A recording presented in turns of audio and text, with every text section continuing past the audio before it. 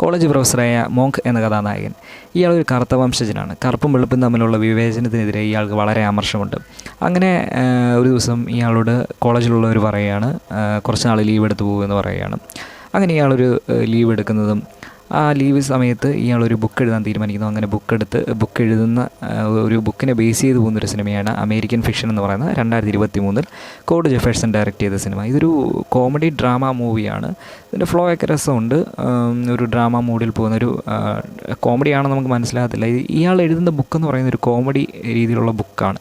ഇയാൾ എല്ലാത്തിനെയും അധിക്ഷേപിച്ചുകൊണ്ടാണ് ഈ ബുക്ക് എഴുതുന്നത്. പക്ഷേ ഇത് വളരെ വളരെ ട്രെൻഡിങ് ആവുകയാണ്. ഇതിനെ മേടിക്കാനും പല ആൾക്കാരും വരികയാണ്. ഇയാൾ പറയുന്ന കാര്യങ്ങളൊക്കെ വേറെ രീതിയിലാണെങ്കിലും അതിനെ വേറൊരു രീതിയിലാക്കിയിട്ടുണ്ടെന്ന് പറഞ്ഞാൽ ഇയാൾ മോശമായിട്ടാണ് പറയുന്നതെങ്കിലും അതിനെയൊക്കെ വലിയ രീതിയിൽ എടുത്തുകൊണ്ട് ആൾക്കാരെ ഈ ബുക്ക് മേടിക്കാൻ വരുന്നതും അതിനെയൊക്കെ ബേസ് ചെയ്ത് പോകുന്നൊരു കോമഡി മൂവിയാണ്. എനിക്ക് പ്രത്യേകിച്ച് ഒന്നും തോന്നുന്നില്ല, ജസ്റ്റ് ഒന്ന് കണ്ടിരിക്കാവുന്നൊരു സിനിമ എന്ന് തോന്നിയുള്ളൂ. കാണാത്തവരുണ്ടെങ്കിൽ, ഇങ്ങനത്തെ പടങ്ങളൊക്കെ കാണാൻ ഇഷ്ടമുള്ളവരുണ്ടെങ്കിൽ കണ്ടു നോക്കുക, കണ്ടിട്ട് നോക്കാൻ വേണ്ടി.